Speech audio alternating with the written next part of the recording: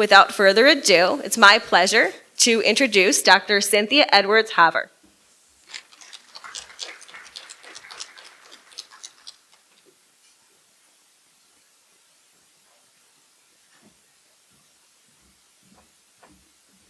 Okay, can you hear me okay? Okay, I'm just gonna set my water down here.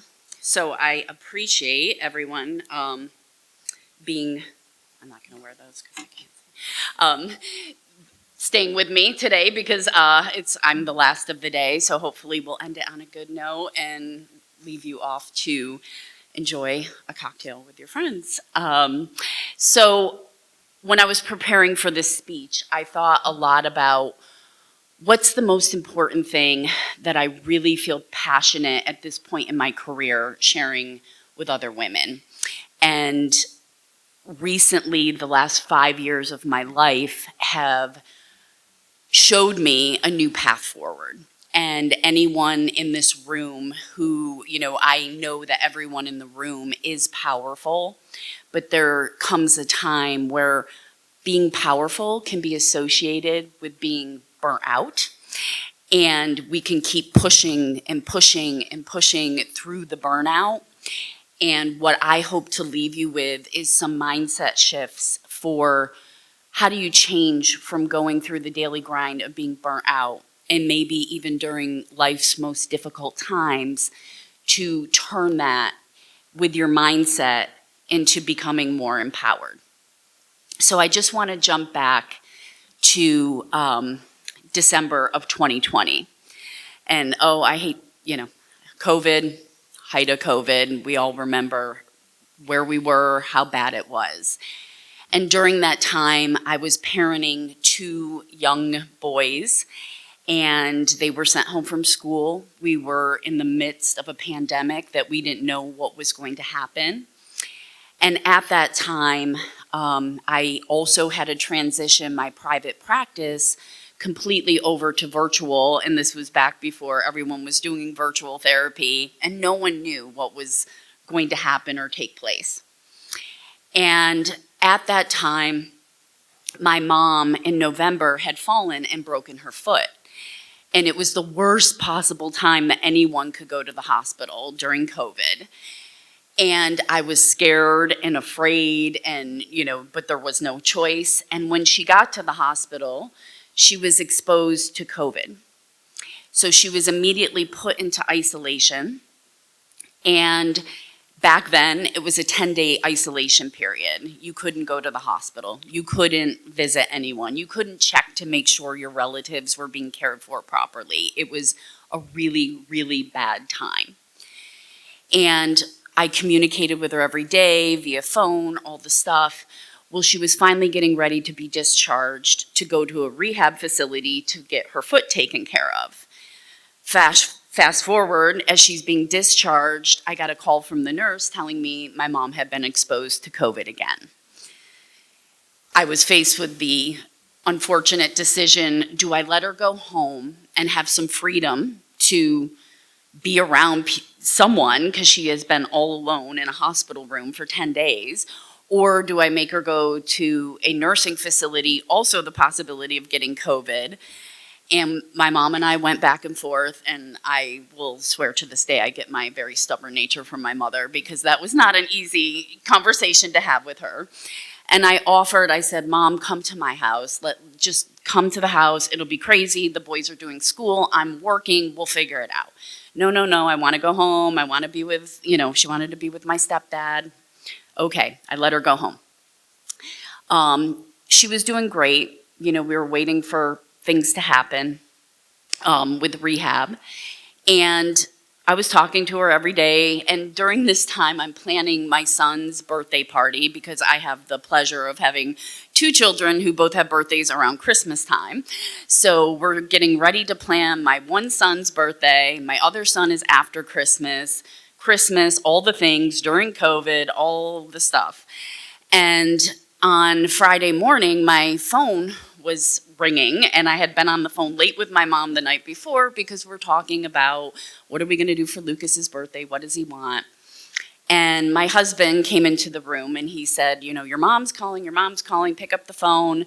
Bobby's trying to call you, who's my stepdad. And I said, I know, I've already talked to my mom. Like, I know all the things. And I'm like, she just wants to keep talking about presents. We're fine. I'll call her as soon as I wake up. And he looked at me and he said, your mom's dead. And my world stopped. And I said, no, my mom doesn't die. And I literally said that out loud. I said, my mom does not die. But my mom was dead. So your world changes in a moment when you find out you've lost your mom. And I cried. And somewhere in my mind, I'm thinking, wow, does someone tell you that your mom died like that? That didn't feel right. But when you're in burnout, when you're overwhelmed, you don't think about those things. So I had to go take care of my mom and her body and do all the things during COVID, which was also a mess if anyone's ever experienced that.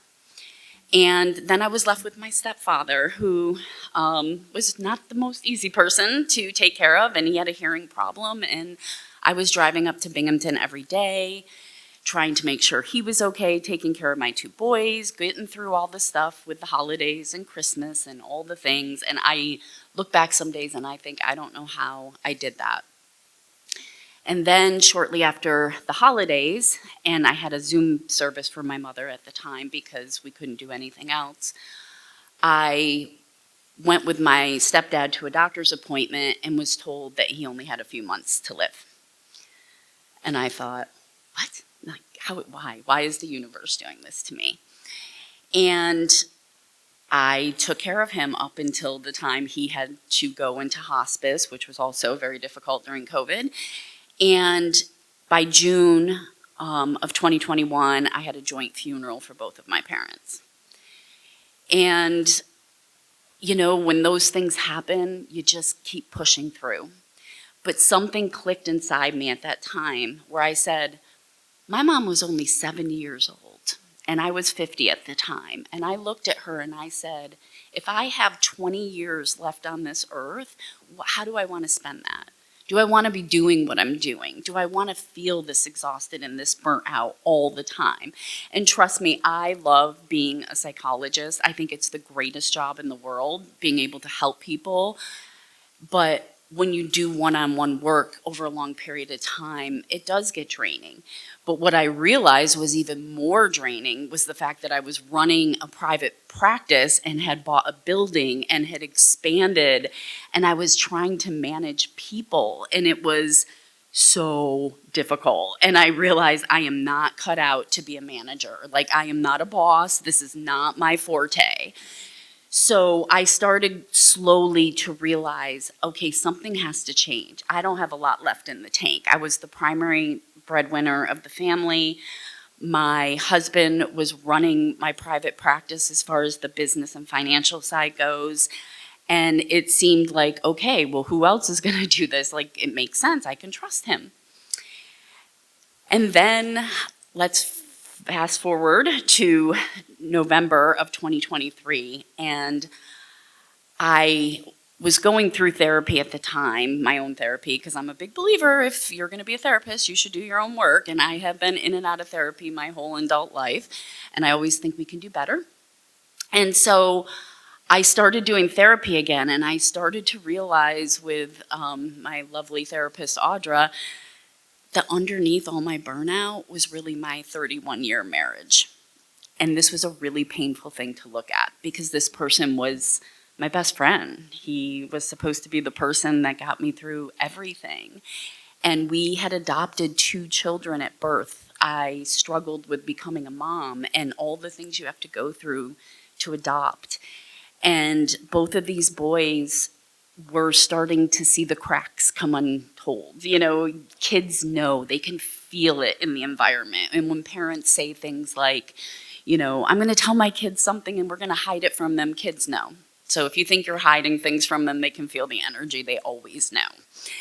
And when I start to see it was affecting my children and how bad it was, I made the difficult decision to ask my husband to move out And so on November 4th of 2023, I found myself a single mom at 51 years old. And I thought, oh my God, how am I going to do this? My family was all gone. I started to find out that friends who I thought were my friends weren't my friends. And that was painful in and of itself, because sometimes people believe things that aren't true and you have to let people go. And it was really, really painful.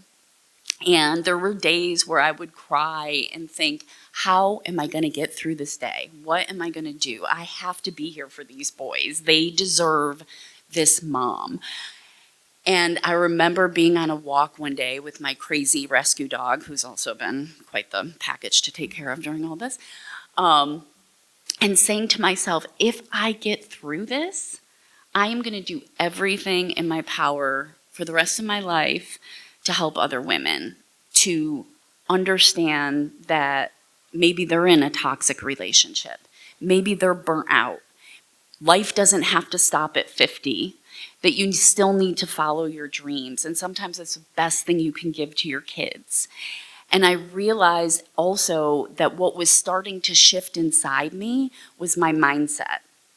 So it wasn't just the motivation, so the focus of the presentation is empowerment.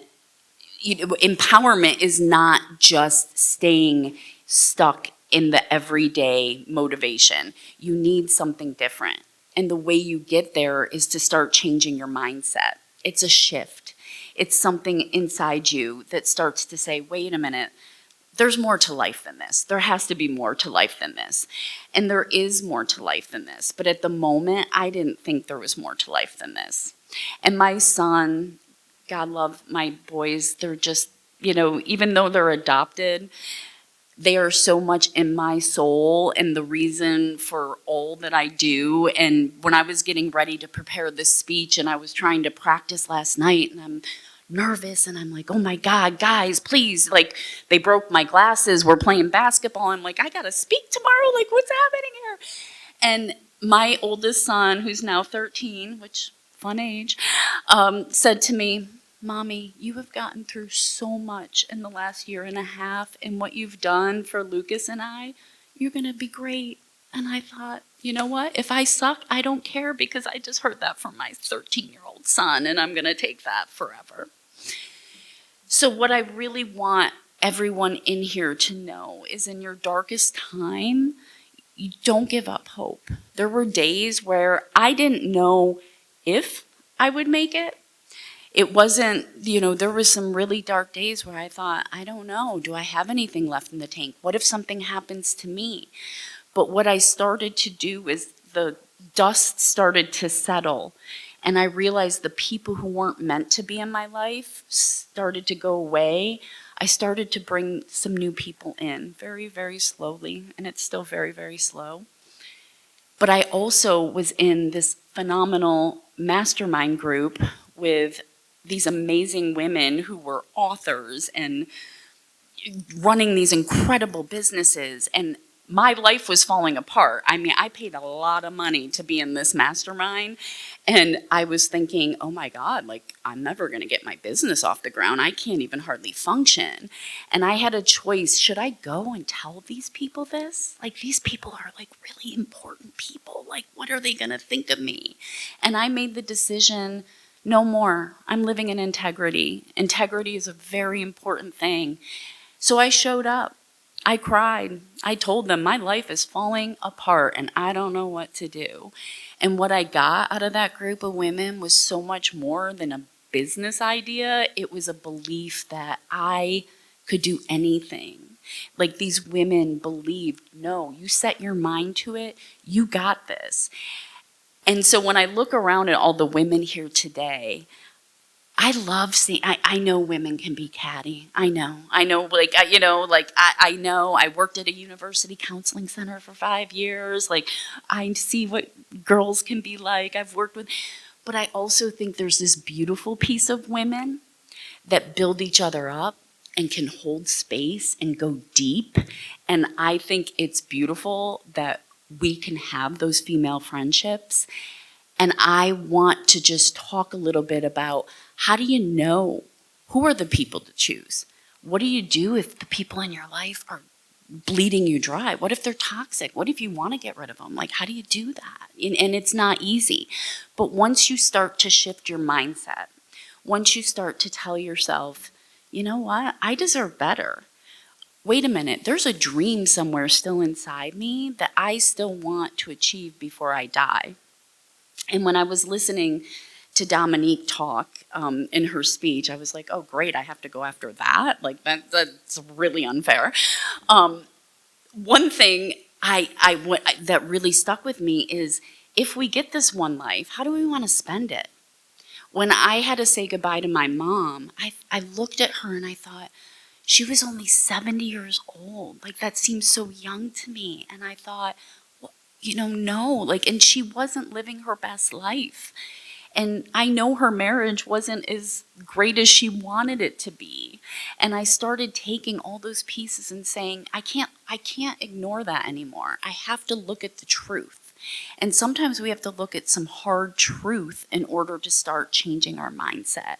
And sometimes that hard truth is the people in our lives who we love, but might be draining our souls. So if you look at burnout, I don't know how many people in here would feel comfortable even, sharing, but burnout is a real thing. And I think it gets thrown around a lot, like, oh, I'm burnt out. But when I talk about burnout, I mean you wake up every day and you kind of feel depressed, but you kind of feel nothing, and you're kind of in this fog, but you still have enough motivation where you keep pushing through, so you're getting all the things done, and you don't even know what a priority is anymore, and you feel like you're just putting out the fires, and you're going through the motions, and you're going to work, and you're taking care of the kids, and you're doing all the things. And what I have found in the women that I work with is sometimes people don't even realize what that's doing to their health, both mental, physical, spiritual, until they're actually out of it. So a lot of times people will come to me, and as we're working together, I start to see them say, oh my God, like, what was I doing to myself? And that's what it feels like. You look back and you think, how did I get through that? But so many women are constantly going and going and going, and they're not stopping. They're not taking a breath, because sometimes we're scared to take a breath because we think we're going to fall apart. It's like, oh my God, if I look at that, will I be able to function? And so it's scary to really look at burnout. And nowadays, yes, we have way more things to make life easier, but we also have way more things that we're bombarded with, So I made a very conscious decision as I was going through my own healing journey that I wasn't going to be on social media.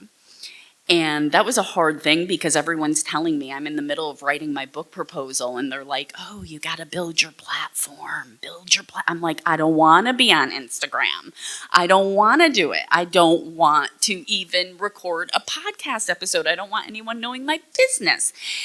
And every time I would get on there, I would go, oh my God, like, where did the 3 hours go? Oh my God, I haven't caught up with anybody. Oh my God, I'm a horrible friend. And I was like, wow, people do this daily. And then I think about the kids that are growing up with this today. And like, how do you manage all the Instagram and Facebook and the YouTube and the Snapchat and all this stuff, and live your life and do all the things? So one of the things I added here today is when Dominique was talking about balance, I don't think there's balance. I disagree with it. I think women don't really have balance. I mean, if you're single and you don't have children, maybe, right? But if you're a mom and you're working and you are trying to take care of your kids, balance is a great idea. It sounds great in theory. I love the idea, but it doesn't really exist. It's and I think telling us that it exists is a myth, and it sets us up again for failure. So what I like to think of more is discernment. So what's our priority in the moment, right? We have to, in the terms of balance, it's like, let's let something go. What's least important? Is it getting the 10 loads of laundry done? Because I do have that. I'm not going to lie. I have a pile of laundry that's almost up to the ceiling. And I told my kids we're going to start having a bet when it gets to the top. But I had to choose. I got to choose. Do I want to go outside and shoot hoops with my kids who need me right now? Or do I want to be doing laundry? I'm not doing the laundry today. And hard things too, because I used to be a neat freak. I have now turned into a slob. And I've realized, well, you know what? I'm enjoying my kids. So that's going away. So there isn't balance. My house is a mess. There's dishes in my sink. And it doesn't feel good all the time, but it's practicing that daily mindset of, wait, what's most important? And mindset, when you want to get to a place of empowerment, mindset is literally trying to rewire your brain. Because I don't think a lot of us are given, maybe nowadays more so, but being told, it's okay to rest. It's okay to take time for yourself. It's okay if you say no to going to your mother's house for Christmas because she drives you crazy. You can say no. And people are going to be like, no, that is bad. That is not going to work. And so when you start introducing these concepts to people, like, let's shift this, let's shift our mindset. What if? What if you could say no? What if you could tell that friend that every time you see them, they drain the life out of you? What if you could gradually stop hanging out with them as much? What if the people in your life who don't fuel you, you start to distance a little bit? And then it's just allowing it to sit for a little bit. You got to practice. It's not comfortable. But I will say, and I do want to go through some mindset shifts that I think are very, very important, because the biggest way to start opening up space for your mindset is first you have to know that your thoughts influence your beliefs. So every thought you have, like you might be sitting here right now thinking, when the hell is she going to stop talking so I can go get a drink, right? So you might all somewhere in your mind be going, oh God, I want a glass of wine. So that's where you're at, right? And that you might not even hear a word I say. I take no offense. But that's, your thoughts are on that. It's not thinking, oh, okay, wait, what are my thoughts? So I just invite you for a second to think, what are your thoughts? What are you thinking about?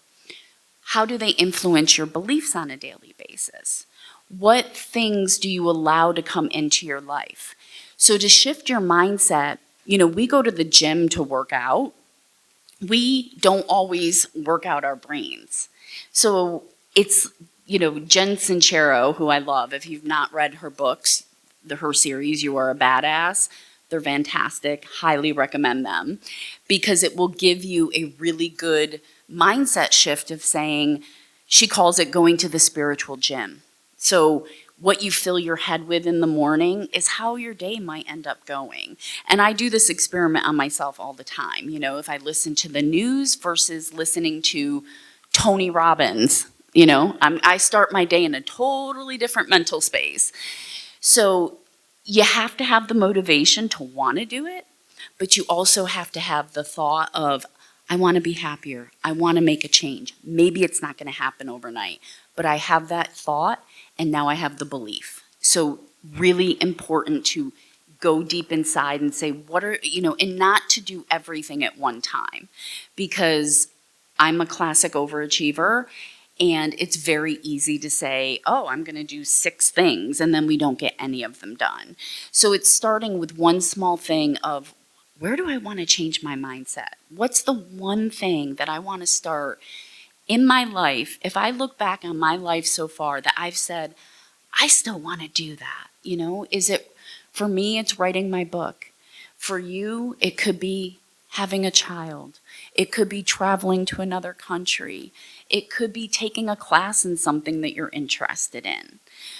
But every day you say to yourself, why can't I do that? Of course I can. I'm going to allow myself to do that. So we change our language too. We start to say, I can do that. I'm allowing myself to do that. But there's also 4 big mindset shifts that I think are super important. Number 1 is that you have to have boundaries of steel. And I spoke at this conference, I think it was 7 years ago. I can't believe it's been that long. And I did a whole presentation on boundaries. And I love boundaries. I know they get a bad rap.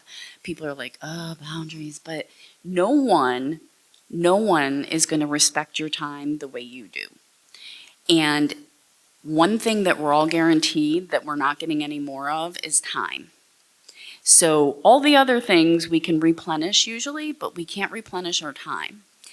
And so really starting to think about, how do I spend my time and who do I spend my time with?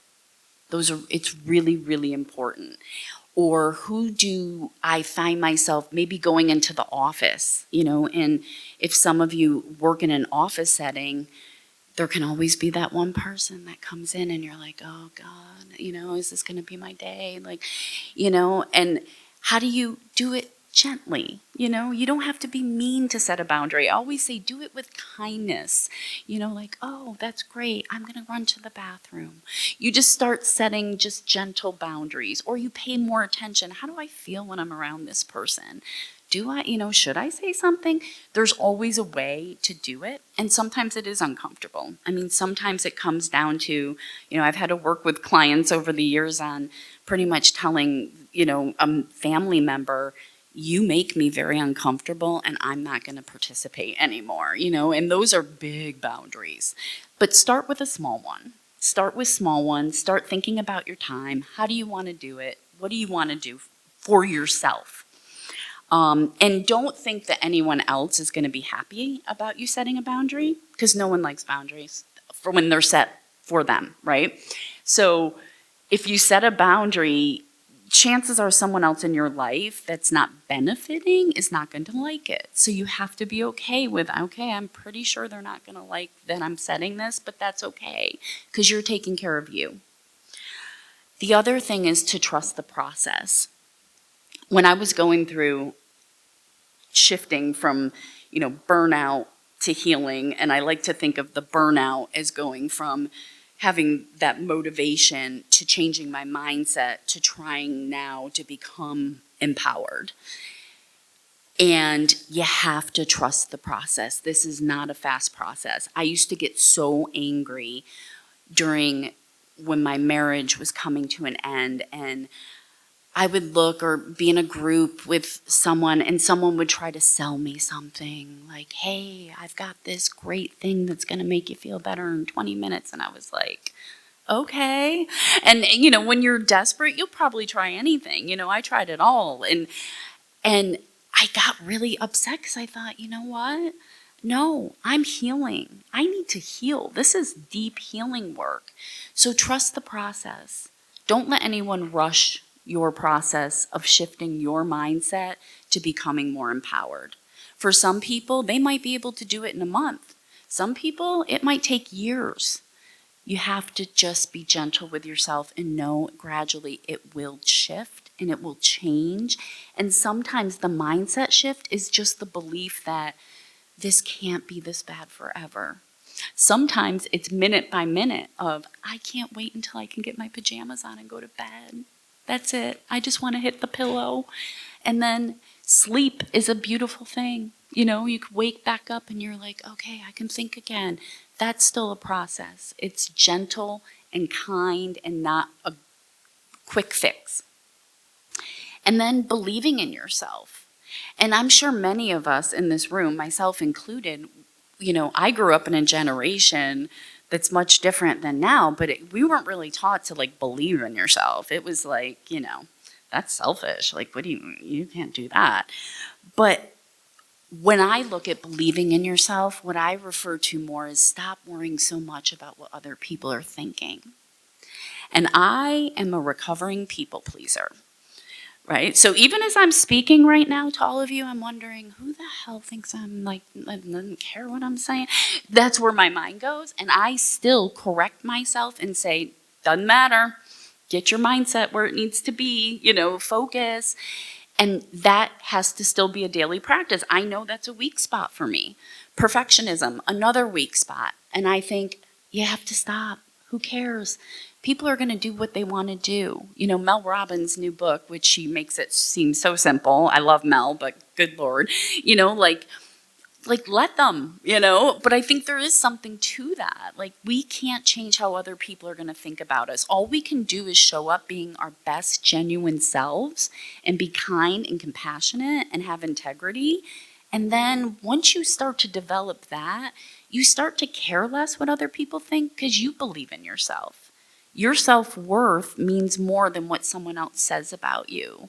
And you will feel that shift in yourself when you start to change your mindset to feeling I matter, I'm important. And the biggest thing is surround yourself with women who you want to associate with. Who do you want to be like? You know, I always try to pick something to make myself grow, and I look at someone out there and I'm like, you know what? I want to have what they have, or I want, like right now, working on my book proposal, I've looked for people who's hired who to help them with that. And then I go and I try to save any little money I can because I'm going to go work with the person who's done it. Don't go to the hardware store for milk, right? How many people have heard that before?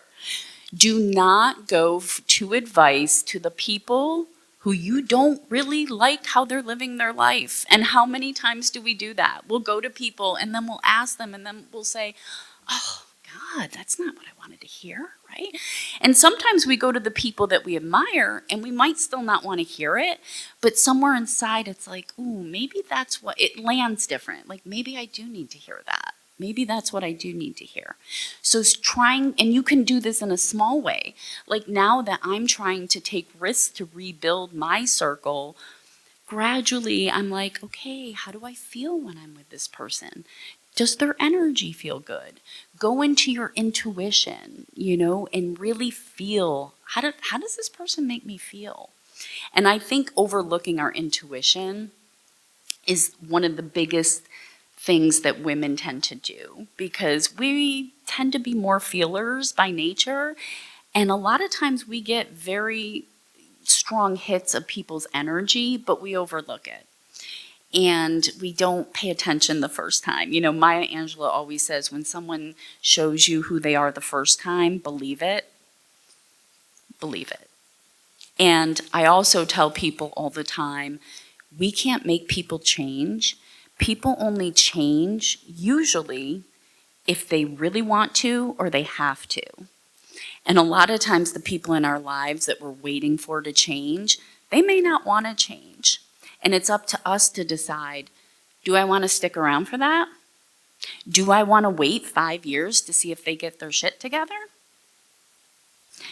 That's how I have people start thinking, because it's important. When I had to think about, do I walk away from this 31-year relationship? I thought to myself, where will I be in 5 years if I stay? Where will my kids be in 5 years if I stay? Where will I be if I don't? And I really spent time journaling that, and I love doing the 5-year rule. I highly recommend it for anything you're considering, to say to yourself, where will I be if I stay in this? Maybe it's a job you don't like. Where will I be in 5 years? How will I feel? What will I be doing? Get really detailed on it, because that starts to shift your mindset.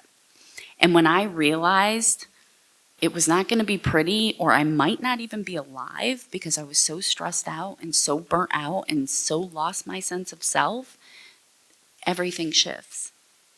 And the big thing is, once your mindset shifts, it can feel scary, because once you get an idea in your mind, you can't undo it, right? It's like, I look back, and when my husband had come into the room and said, your mom's dead, something, it stirred in me, like, what? And I told some people, like, well, this is how I found out my mom died. And people were like, oh my God, he said it like that. And I thought, well, yeah.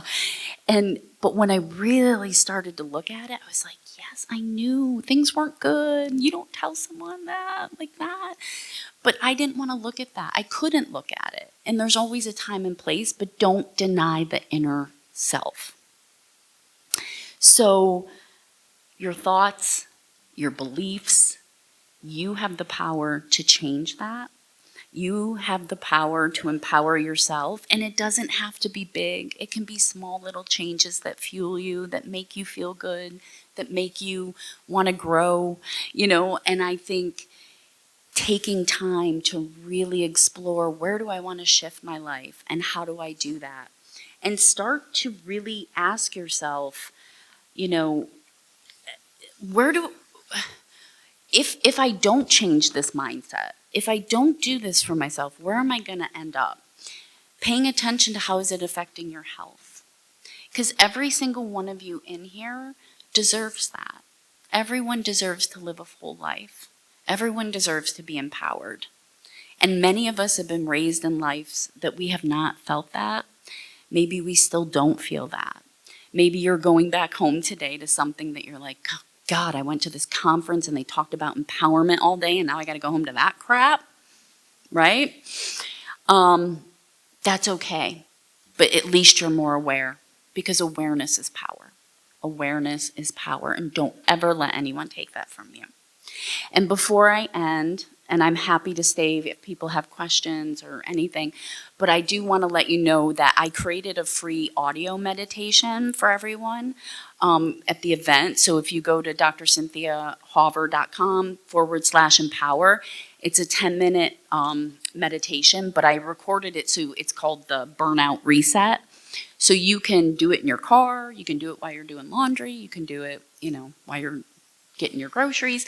And it's just a way to start rewiring your brain for some stuff that I talked about today, to give you ideas and tips on how do I just put this into my everyday life. And please, if you have questions, reach out to me. And I really hope that everyone in here does take something from this day with all these people and really focus on your own journey of growth and healing and becoming empowered.